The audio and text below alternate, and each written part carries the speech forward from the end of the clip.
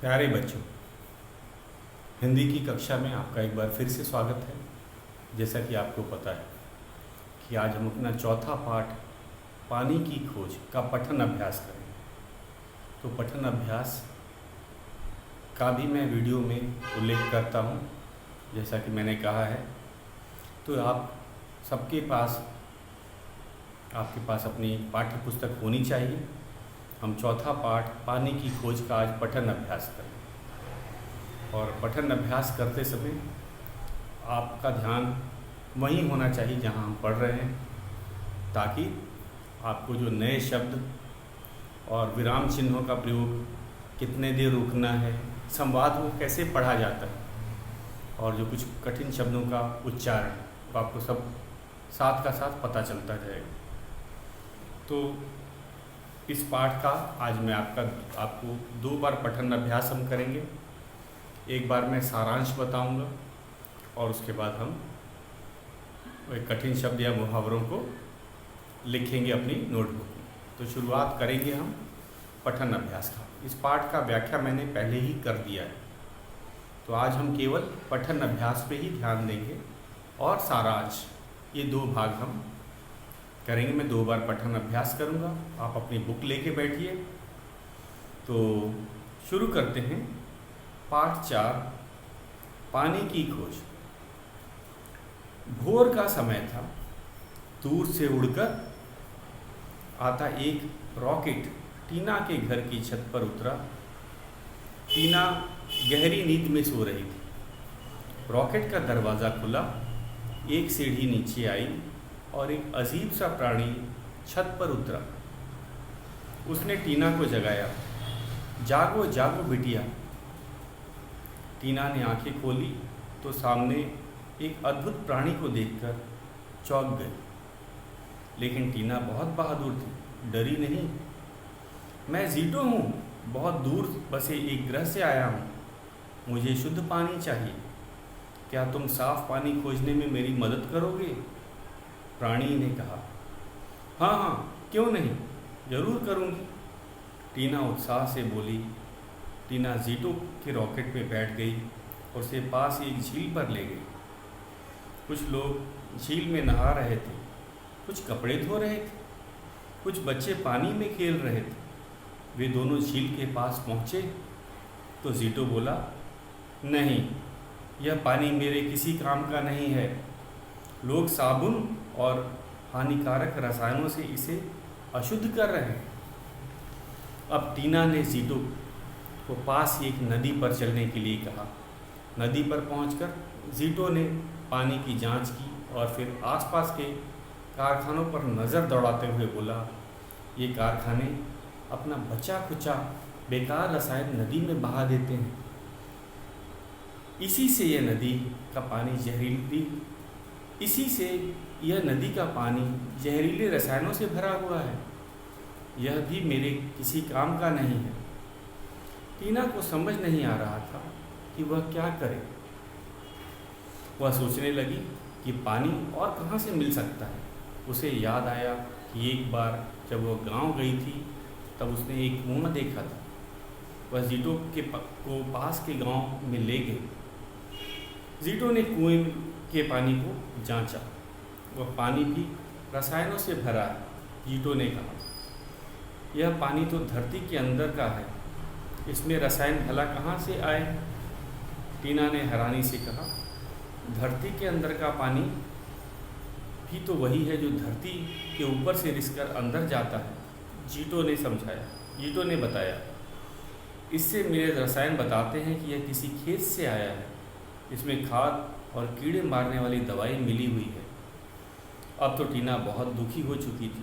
उसने कभी सोचा भी नहीं था कि साफ पानी ढूंढना इतना कठिन होगा। उसे परेशान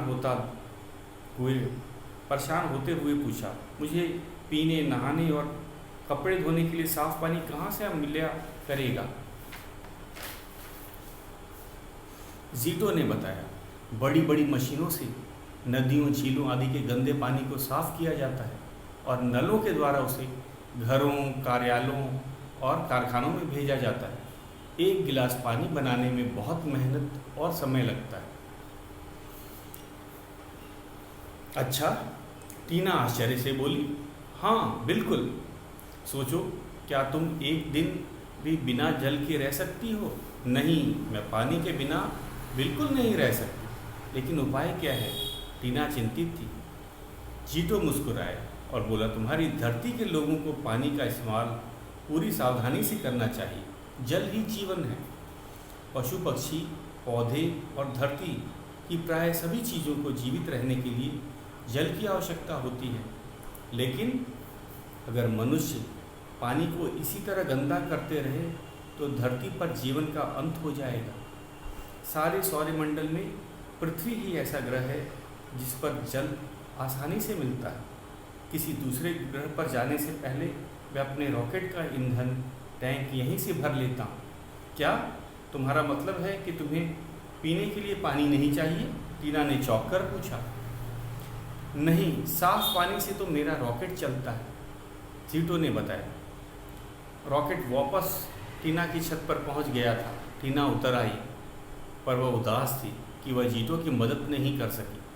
जीटो ने हाथ हिलाते हुए कहा, अलविदा, मैं साफ पानी लेने अंटार्कटिका जा रहा हूँ। हाँ, याद रखना, तुम हर बार एक गिलास पानी लेने के लिए अंटार्कटिका नहीं जा सकोगी।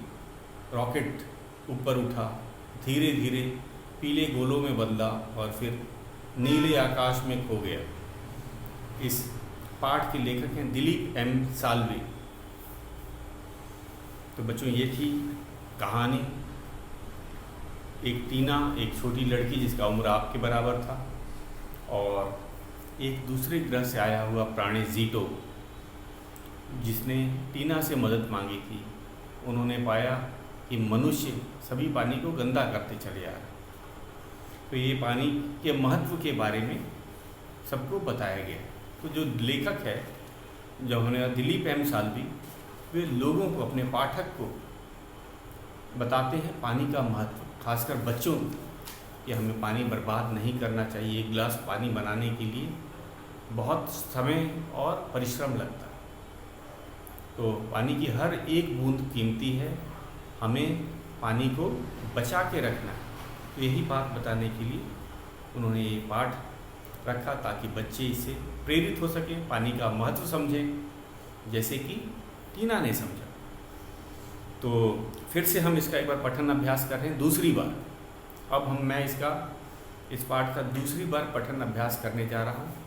तो कृपया आप इस पे ज़रा ध्यान दीजिएगा। सबके पास बुक होनी चाहिए। पढ़ते समय आपकी जो नज़र है वो उस शब्द पे होगी जिसका मैं उच्चारण कर रहा हूँ, जिसको बोल रहा हूँ, ताकि आपको उस शब्द का उच्चारण पता चले। अल्प विराम में कितनी देर, पूर्ण विराम में कहाँ कितनी देर रुकना चाहिए, प्रश्नवाचक जो प्रश्न होते हैं कैसे पढ़ा जाना चाहिए, संवादों को कैसे बोला जाता है, इसका भी आपको ध्यान रहे। तो शुरू करते हैं दूसरी बार पाठ 4 का पठन अभ्यास। पाठ 4, पानी की खोज। भोर का समय था। दूर से उड़कर आता एक रॉकेट टीना के घर की छत पर उतरा। टीना गहरी नींद में सो रही थी। रॉकेट का दरवाज़ा खुला, एक सीढ़ी नीचे आई और एक अजीब सा प्राणी छत पर उतरा। उसने टीना को जगाया। जागो जागो बिटिया। टीना ने आंखें खोली तो सामने एक अद्भुत प्राणी को देखकर चौंक गई। लेकिन टीना बहुत बहादुर थी, डरी नहीं। मैं जीटो हूँ, बहुत दूर बसे ग्रह से आया हूँ, मुझे शुद्ध पानी चाहिए। क्या तुम साफ पानी खोजने में मेरी मदद करोगी? प्राणी ने कहा। हाँ हाँ, क्यों नहीं, ज़रूर करूँगी, टीना उत्साह से बोली। टीना जीटो के रॉकेट में बैठ गई और उसे पास ही एक झील पर ले गई। कुछ लोग झील में नहा रहे थे, कुछ कपड़े धो रहे थे, कुछ बच्चे पानी में खेल रहे थे। वे दोनों झील के पास पहुँचे तो जीटो बोला, नहीं, यह पानी मेरे किसी काम का नहीं। लोग साबुन और हानिकारक रसायनों से इसे अशुद्ध कर रहे हैं। अब टीना ने जीटो को पास ही एक नदी पर चलने के लिए कहा। नदी पर पहुंचकर जीटो ने पानी की जांच की और फिर आसपास के कारखानों पर नज़र दौड़ाते हुए बोला, ये कारखाने न बचा कुचा बेकार रसायन नदी में बहा देते हैं, इसी से यह नदी का पानी जहरीले रसायनों से भरा हुआ है, यह भी मेरे किसी काम का नहीं है। टीना की समझ में नहीं आ रहा था कि वह क्या करे। वह सोचने लगी कि पानी और कहाँ कहाँ मिल सकता है। उसे याद आया कि एक बार जब वह गांव गई थी तब उसने एक कुआं देखा था। वह जीटो के पास के गांव ले गई। जीटो ने कुएं के पानी को जांचा। यह पानी भी रसायनों से भरा है, जीटो ने कहा। यह पानी तो धरती के अंदर का है, इसमें रसायन भला कहाँ से आए? टीना ने हैरानी से कहा। धरती के अंदर का पानी भी तो वही है जो धरती के ऊपर से रिसकर अंदर आता है, जीटो ने बताया। इसमें मिले रसायन बताते हैं कि यह किसी खेत से आया है। इसमें खाद और कीड़े मारने वाली दवाई मिली हुई है। अब तक टीना बहुत दुखी हो चुकी थी। उसने कभी सोचा भी नहीं था कि साफ पानी ढूंढना इतना कठिन होगा।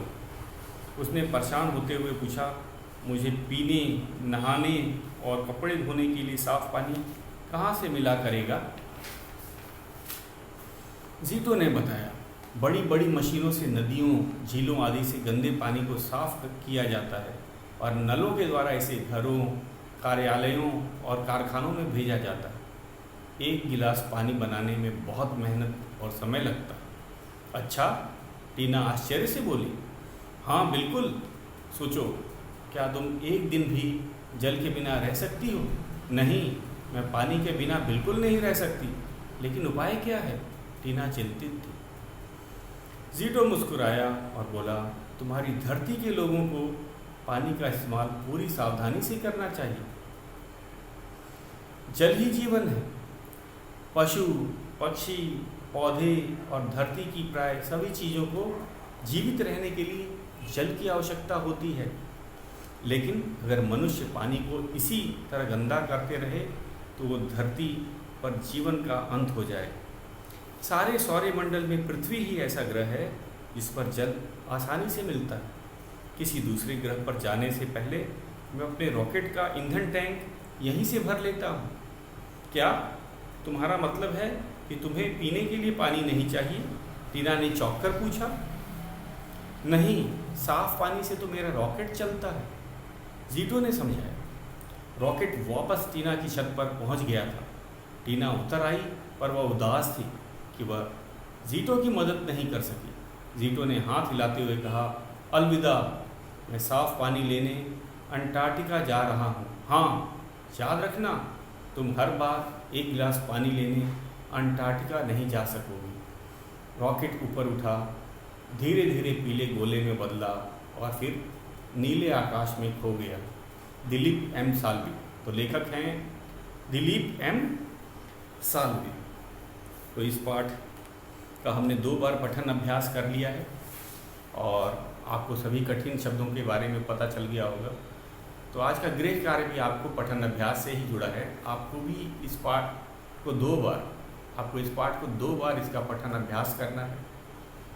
और अब चलते हैं इस पाठ के सारांश। सारांश क्या होता है? पाठ का कम शब्दों में अपने शब्दों में व्याख्या करना, बताना। पाठ समरी ऑफ द स्टोरी आप जैसे बताते हैं, तो ये हम ऑनलाइन कक्षा में भी करते हैं। इसमें कहानी का हूबहू हम पढ़ते नहीं, बुक बंद करके बोलते हैं, अपने शब्दों में इसको बोलना।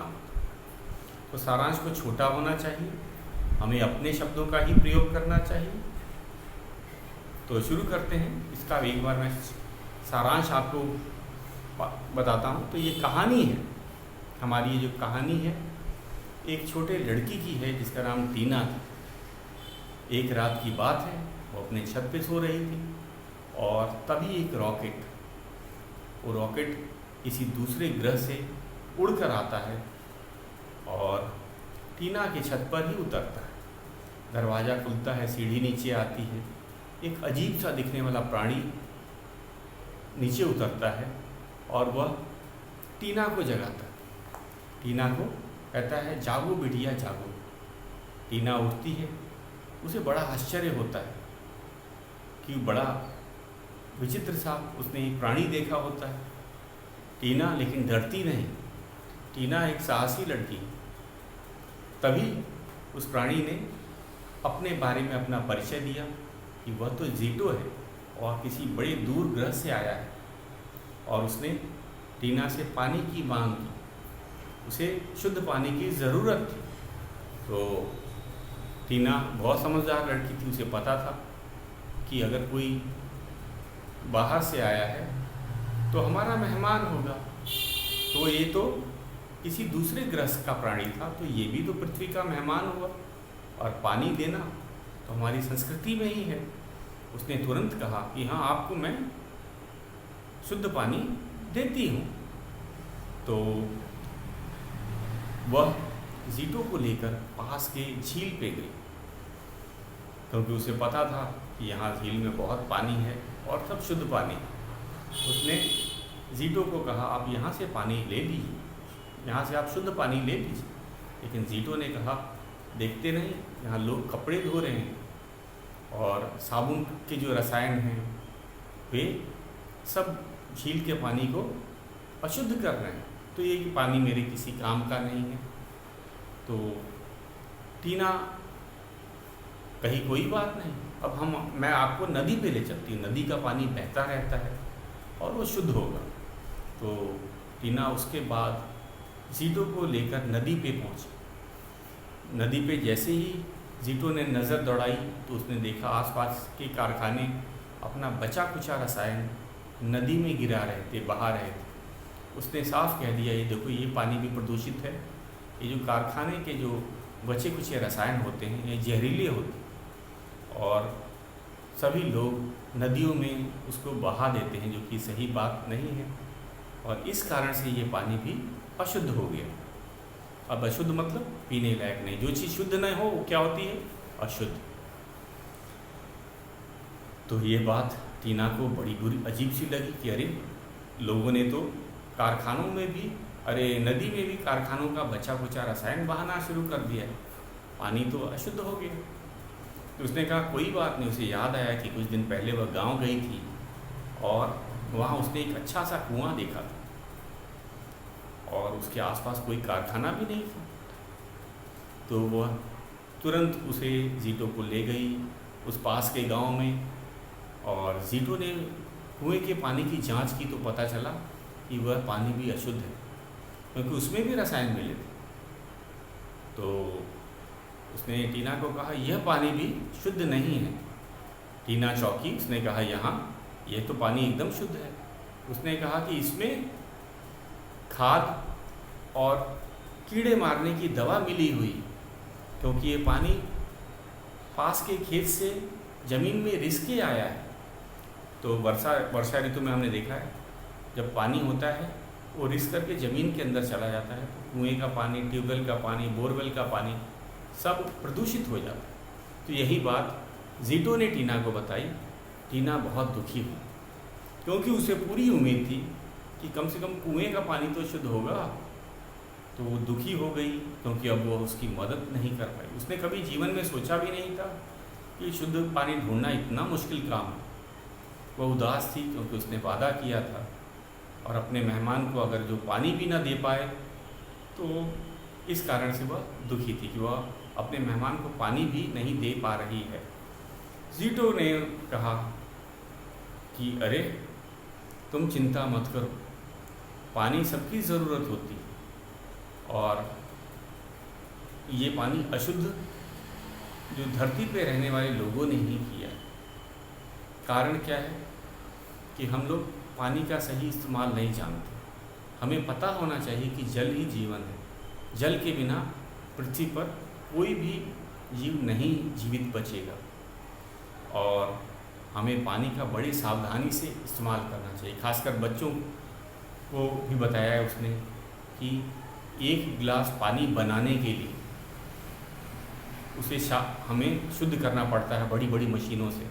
झीलों से या नदियों से भी पानी लिया जाता है। जैसे दिल्ली में यमुना नदी से पानी लिया जाता है और उसे साफ़ करके फिर नलों के द्वारा घरों में, कार्यालय में, कारखानों में पहुंचाया जाता है। तो उसमें बड़ा समय और मेहनत लगती है। अगर वैसा पानी अगर हम नल खुला छोड़ दें तो वो बह जाएगा, सब बर्बाद हो जाएगा। तो ये बात हमें बच्चों को ध्यान रखनी चाहिए और बड़ों को भी ध्यान रखनी चाहिए कि कभी भी उन्हें खुला नल दिखे तुरंत उसे बंद कर देना चाहिए, नहीं तो पानी जो शुद्ध पानी है वो बहकर बर्बाद हो जाएगा। तो इसका शुद्ध पानी के बारे में बताया। फिर उसने एक आश्चर्यचकित की बात बताई कि वो जो शुद्ध पानी क्यों चाहता था, क्योंकि उसका रॉकेट जो है वो शुद्ध पानी से ही चलता। टीना सोच रही थी शायद ज़ीटो को प्यास लगी। उसने कहा नहीं, मुझे तो शुद्ध पानी अपने रॉकेट के लिए चाहिए था, क्योंकि शुद्ध पानी से ही मेरा रॉकेट चलता है।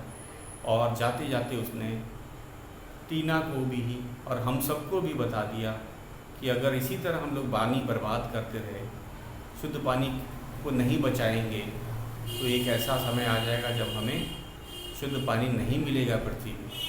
और उसने अपने रॉकेट के ईंधन के लिए अंटार्कटिका जाने का निश्चय किया, क्योंकि अंटार्कटिका में अभी शुद्ध पानी मिलता है। कारण क्या है, वहाँ अभी मनुष्य पहुँचे नहीं।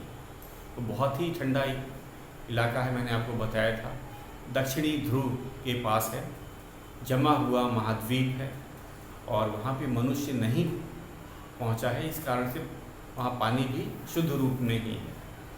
तो ज़ीटो चला जाता है अंटार्कटिका अपने रॉकेट पे बैठकर, और धीरे धीरे टीना और हम सबको ये बात समझ आ गई कि शुद्ध पानी का बड़ी सावधानी पूर्वक इस्तेमाल करना चाहिए, अन्यथा वह दिन दूर नहीं जब पृथ्वी पे शुद्ध पानी ही नहीं मिलेगा।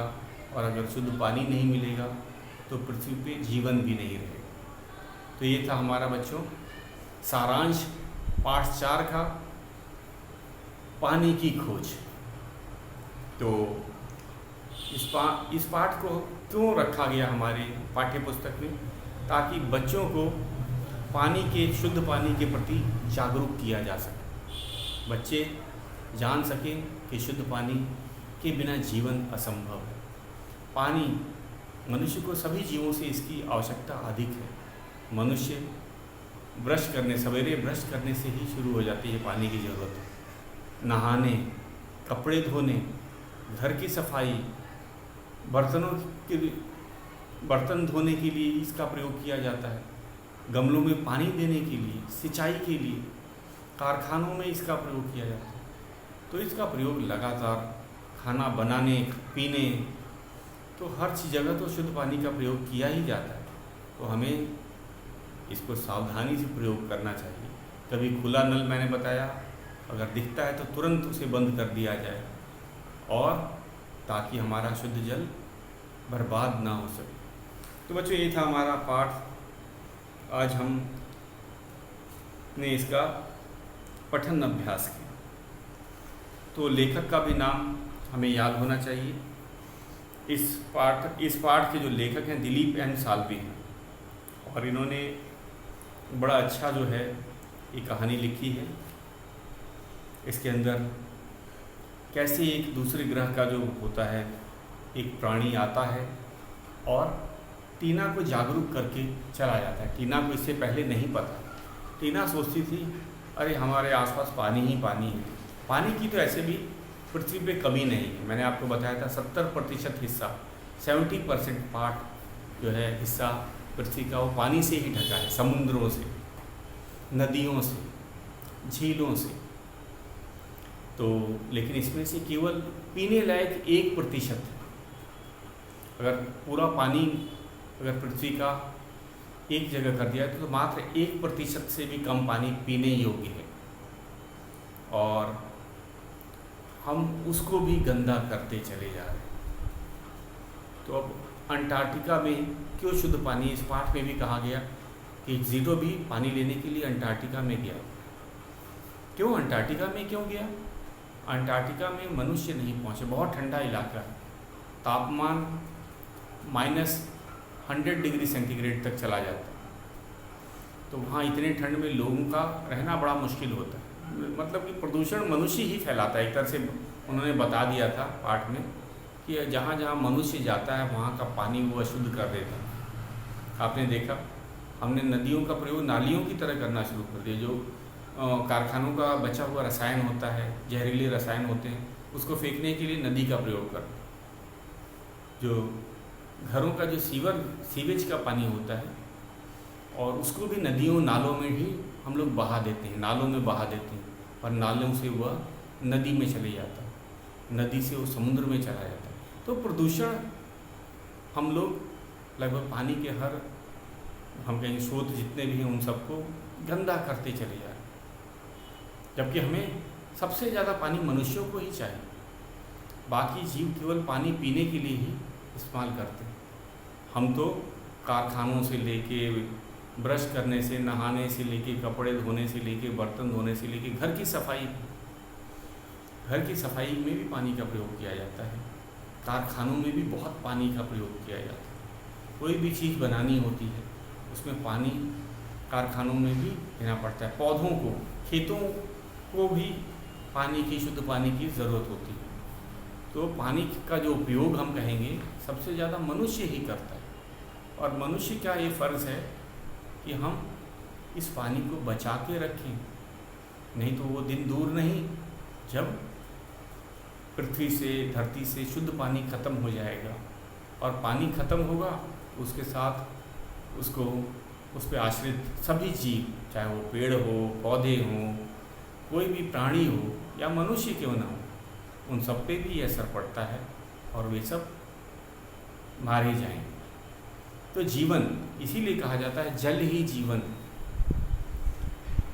अगर जल नहीं होगा तो जीवन भी नहीं होगा। आपने देखा होगा, अगर एक छोटा सा गड्ढा भी पानी बरसात में अगर बन जाता है तो उसके अंदर मेढक आने लगते हैं, उसमें जीवन पनपने लगता है, काई आ जाती है, तरह तरह के पौधे, जीव जंतु, पानी से संबंधित जीव जंतु उसके पास आ जाते हैं और जीवन चलने लगता है।